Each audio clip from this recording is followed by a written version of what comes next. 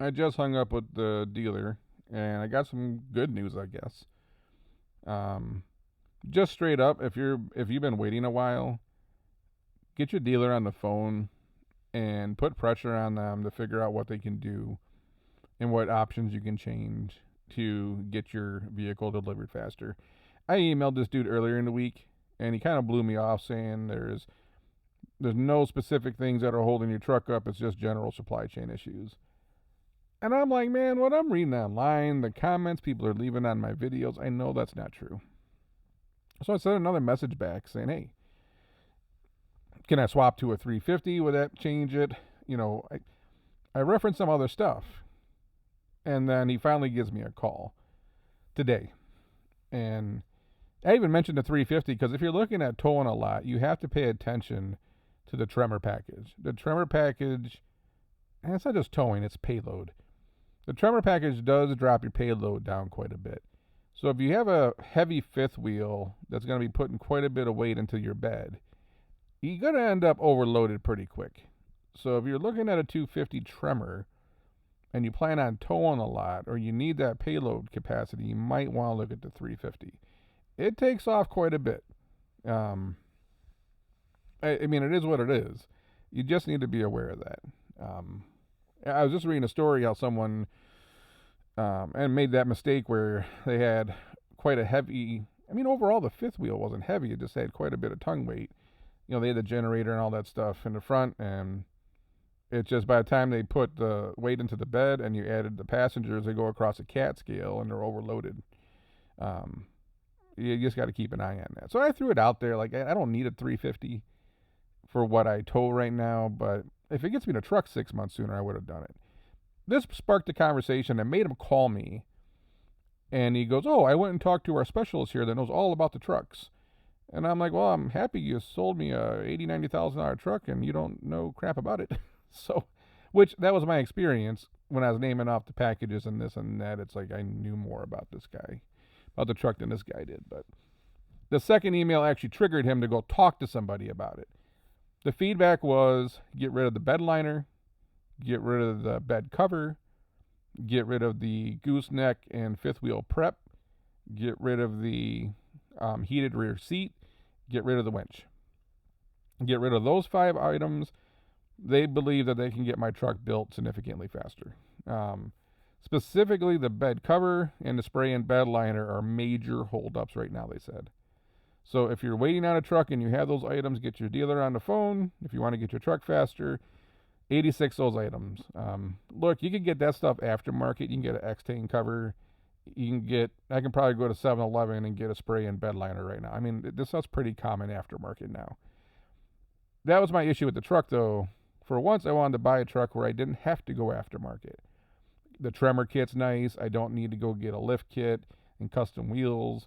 I don't have to go get a spray and bed liner. I don't got to get a bed cover. I don't have to get a winch installed. I can just buy it and bring it home, and I know you pay a premium for it, but the convenience to me is worth it. Nope, I'm right back to having to do it all extra. So the dealer they said they can get the covers in stock somehow, and they can get the bed liner done if you want to go that route. They can order the winch from Ford Parts. They have like over 50 in stock just in the warehouse around Detroit. They can get the winch from there, but you can't order it. It's for the build at the manufacturing site. It's slowing it down. Figure out that one, Ford. I don't know, but these are all things minus the electric heated seat, rear seat. I don't really care about that. I just figured I'm 90 grand into it. Why not get all these other little creature comforts? I don't need the fifth wheel and gooseneck prep right now, and easily fix the bed cover with the X-Tang. Easily get a spray in. It sounds like they're going to be able to take care of the winch.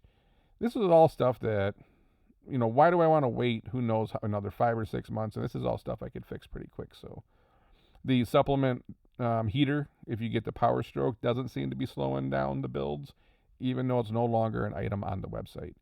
But if you don't mind getting a bed cover and a bed liner somewhere else, and you're worried about how long it's going to take to get your truck, just call and get those things removed right now.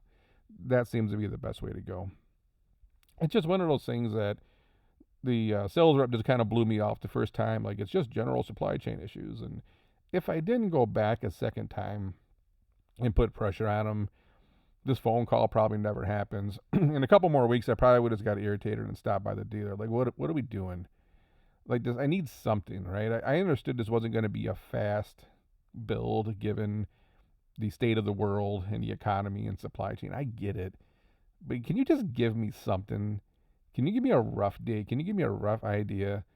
Like waiting last year, I ordered a BMW and you order it and they give you a rough idea when it's going to go into production, and then plus or minus a week or two it goes into production. You can track the production. Like there are sales reps in contact with you. Granted that that SUV costs as much as this truck, but the customer service experience is significantly different. It's like the Ford people just don't care, and it's like, screw you, man. I'm supposed to sit there and get no communication and no idea, no what, just get blown off. Whether it's a $20,000 truck or a $100,000 truck, it's not acceptable in the business world. So good news is I'm hoping to get my truck maybe by May or June. Wishful thinking, right? It's already mid-March, but I have quite a few trips coming up this year. I got to tow a bunch of stuff. My GMC has not been friendly to me in the last 10,000 miles. I always have some kind of check engine light. It's just gotten old really fast, and I'm looking forward to dumping my GMC Duramax. And granted, I'm expecting the Ford to probably be a similar pain in my butt, but it's just, I don't want to go on long trips and have to worry about vehicle reliability, and my truck has not been kind in the last 10,000 miles, so hoping to get this thing by the summer so I can do some traveling in it. But anyways, if you have some updates, if there's any tips or tricks that you've done to get your truck built faster, drop a comment. Someone just dropped a comment on my one of my previous videos that they ordered in November and they got like 2 months later. It's like, damn. How many of you right now wish you could have got your truck in 60 days? That would have been awesome. But I think it just depends. I think the more stripped down the truck, the better off you are.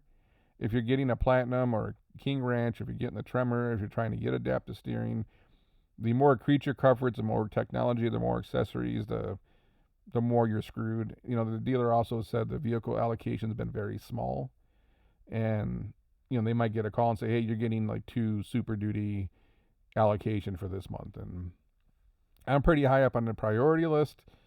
When they originally assigned my truck for build, it's also been 4, 5, 6, 7 months. I have to be close to getting in the front of the line, so you hope. But I don't know. We'll see. It seems like things are getting worse.